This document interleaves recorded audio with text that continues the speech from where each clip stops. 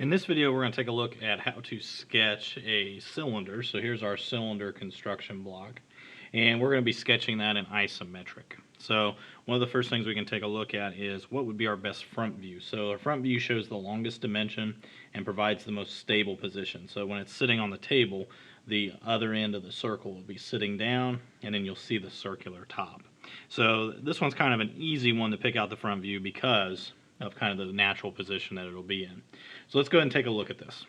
The cylinder, when I go through and measure it, so when I go to measure the diameter, so all the way across, I'm sitting at about 1 1/8 inches.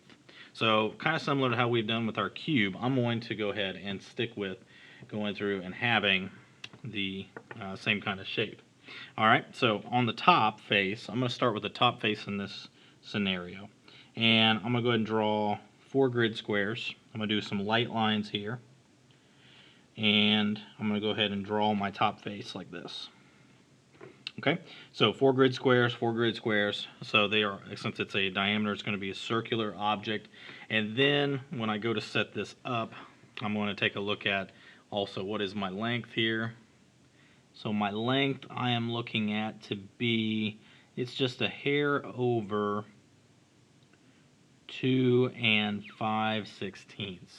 So in that scenario, as I kind of look at where I would go down to, I'm going to go down to 1/4 inch. So to the 2 1/4 when I'm drawing this. So 2 1/4 from each one of these corners. I'm going to count down 1, 2, 3, 4. 4 would give you 1 inch. Another 4, 1, 2, 3, 4 would end up giving you 2 inches, and then one more would give you that quarter. So 9 grid squares down. And I'm going to go ahead and draw, and we're going to do this box method.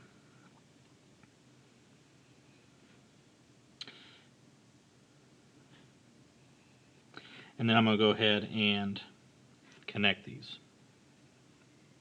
Okay, so this looks like kind of like the shape we've already drawn, but these should be kind of light lines, and this is just going to be an outline to help us out. All right, so this is going to represent the top of the cylinder, and then this will represent the height as we go along. When we go to create rounded edges in isometric, I'm going to focus on the top one. I'm going to go ahead and start with drawing an X. So this one will be right across the line. This one's going to go right across from corner to corner. With that X, I'm going to also look at, well, what are the points where the arcs should touch. So I'm going to mark a little tick mark here, right here, here, and here. So what you're going to see is from this corner, 1, 2, it's putting it right in the middle. And with that X, I'm going to look at from the center about 2/3 of the way. I'm going to mark a little tick mark there. From here about 2/3. I'm going to mark one here, one right about there from the center, and about the same point. So what that's going to do is that's going to help me set up points so when I start to draw my arcs, what exactly is going to happen. So I'm going to start on this. I'm going to start on this edge right here, and I'm going to go ahead and I'm going to draw an arc around. So I want to arc between these 2 tick marks, and I want to cover up or encompass that tick mark that I had on the line. Okay, I'm going to do the same thing here. I'm going to go around, arc, until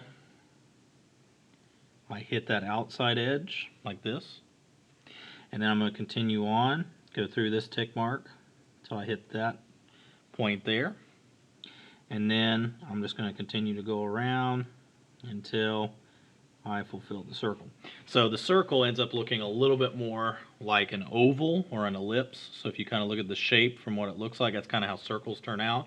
And that's kind of what ends up happening because we've turned that grid over to 30 degrees.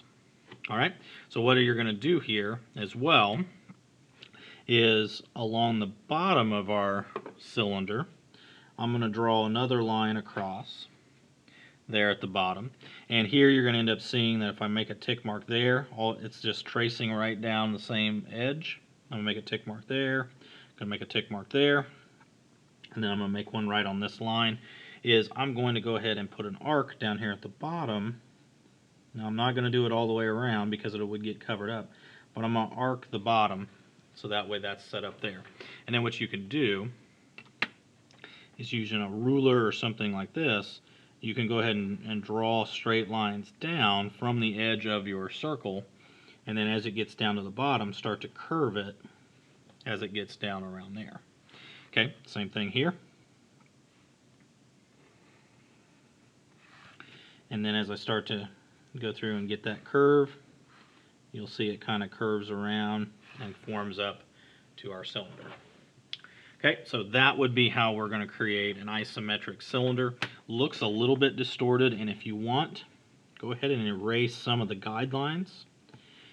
If that would go through and kind of help you to look.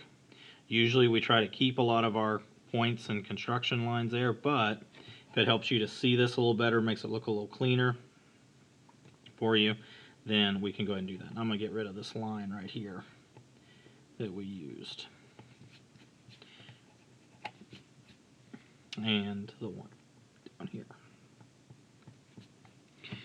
And this will go through as far as shading goes. The top will stay white, and we can finish this out by just adding a little bit of a shade, especially here towards the front for our view. And then since this is kind of a circular piece, this kind of fades off along the side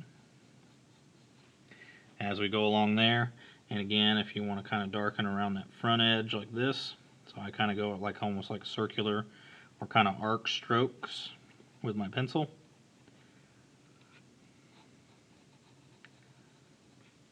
And then that way we kind of get a little bit of shading on the front, but it kind of falls off to the side as we do that. Okay, as far as dimensioning, you want to go ahead and put in from the height here.